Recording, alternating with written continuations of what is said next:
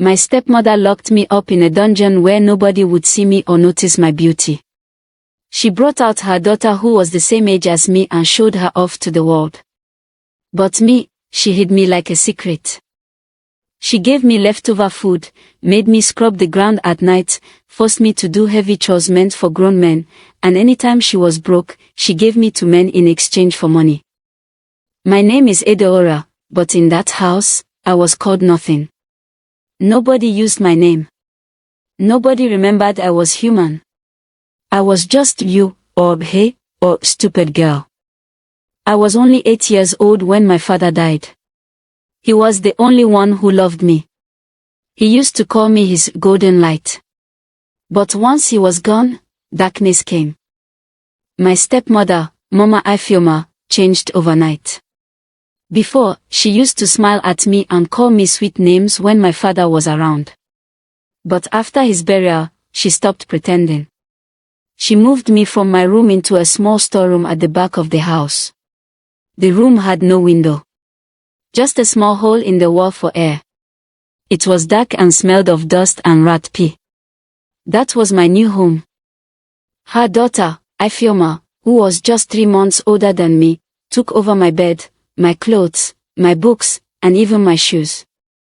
I watched her wear my red slippers one day and laugh like nothing was wrong. My stepmother said I was too ugly to be seen. She said I looked like a curse.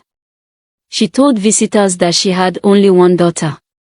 Me, she kept hidden. Every morning, I would wake up before the cock crowed. She would pour cold water on me and shout, "Lazy girl, stand up. Sweep the whole compound before anyone wakes."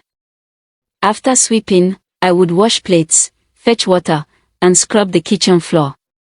Then I would iron Ifeoma's clothes and polish her shoes. I never ate breakfast. I was only allowed to eat when everyone had finished eating. Then Mama Ifeoma would throw the leftover bones and cold rice into a small plastic plate and say, "Eat like the animal you are." One day, I asked her why she hated me. She looked at me and said, "Because you remind me of your mother. Your useless mother who stole my husband's heart." That was the first time I knew the truth.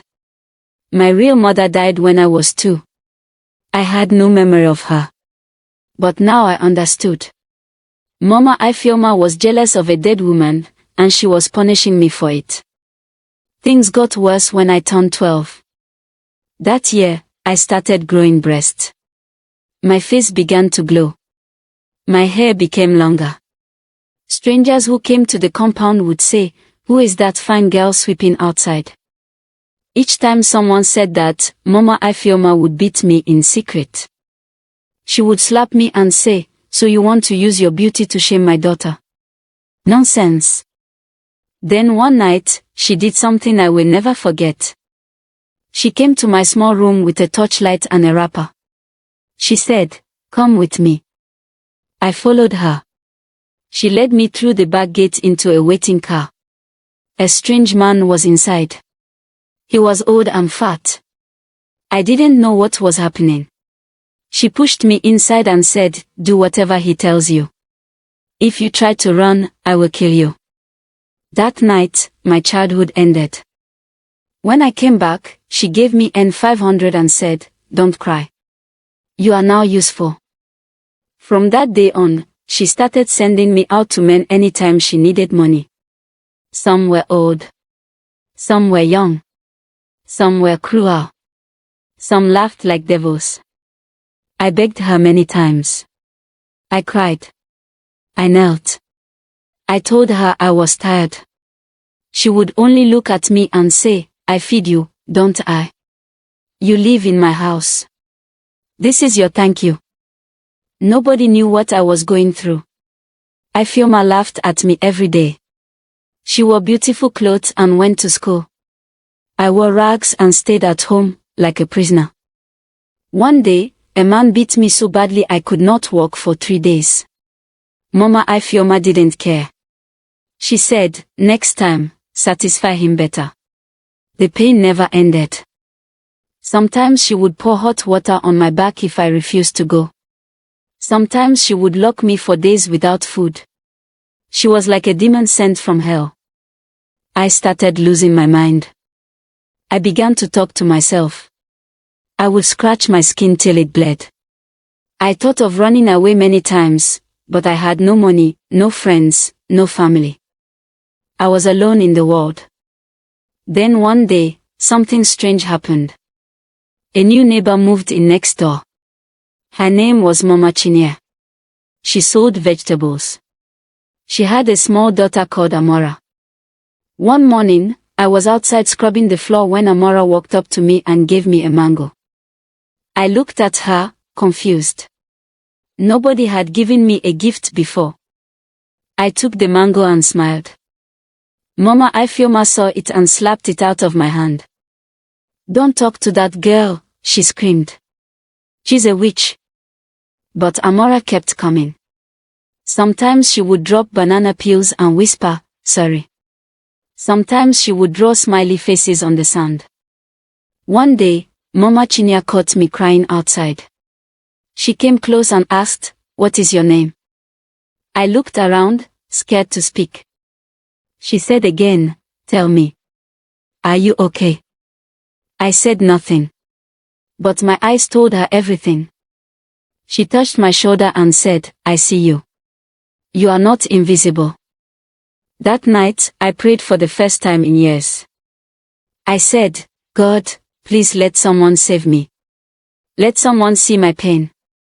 2 weeks later, Mama Ifeoma tried to send me to a new man. I refused.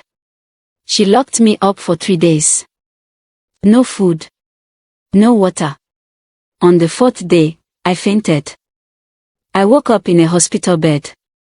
It was Mama Chinyere who found me. She had seen Mama Ifeoma dragging me like a dog and followed her in secret. She reported her to the police. They came that night and broke the door. They found me half dead. Mama Ifeoma was arrested. Ifeoma cried and begged, but it was too late. I was taken to a shelter for abused girls. At first, I couldn't talk. I was scared of everyone. But slowly, I started healing. They gave me clothes. They gave me food. They called me by my name.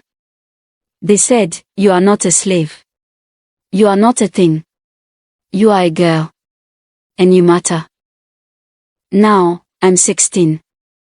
I go to school. I laugh sometimes. I even write stories. But the pain is still there. The scars are inside. Some nights, I still dream of the dungeon. I still see her face. I still smell the dirty room where I cried for help and nobody came. But I am alive. And that is enough. So if you are listening to this story, hear me well.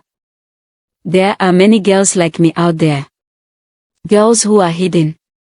Girls who are hurting. Girls who are being used. If you see something strange, say something. Because sometimes, the person you save could be someone like me. A girl who was once locked in a dungeon. But is now free. But my story didn't end there. 6 months after Mama Ifeoma was arrested, the court found her guilty of child abuse, trafficking, and attempted murder. She cried in court, begged the judge for mercy, even claimed she was possessed by evil spirits. But the judge didn't listen. The evidence was too strong. The medical reports, the police statements, the photos of my bruises, the testimonies of neighbors, all of it spoke louder than her fake tears. The judge looked her in the eye and said, "You destroyed a child's life. Now the law will deal with you." She was sentenced to 25 years in prison with no chance of parole. When I heard the sentence, I felt a strange silence in my chest. Not joy. Not victory. Just silence. Like my soul had been holding its breath for years and was finally allowed to exhale. As for Ifeoma, her daughter, she was taken by social services. I don't know where she is now. But I hope, one day, she understands the truth, that hurting others never makes you stronger. My healing truly began when I met Ngozi Women's Shelter, the NGO that took over my care after the police rescue. The shelter was run by women who had faced abuse too. They didn't look at me with pity. They looked at me with power. They said things like, "Your past doesn't define you. You are more than what was done to you. Your voice is your weapon now." They helped me return to school. I started from junior secondary school 1. I was older than my classmates, but I didn't care. Every letter I wrote, every number I learned, felt like a piece of my soul coming back. I even joined a writing club. One day, I wrote a poem about a girl locked in a room with no windows, and when I read it aloud, the whole room went silent. When I looked up, I saw tears in one teacher's eyes. That day, I realized something. My story has power. And so I started speaking. At shelters. At schools. At conferences. I stood before strangers and told them the truth, how a girl was buried alive in darkness, and how kindness dug her out. Now, I live in a group home for rescued girls. We cook together. We sing. We cry. We laugh. We talk about dreams. I want to become a human rights lawyer. I want to rescue others the way someone rescued me. Some days are still hard. Some nights I still wake up shaking. But now, I am surrounded by light. I am no longer hidden. I am no longer you old hag or stupid girl. I am Edeora. And I survived.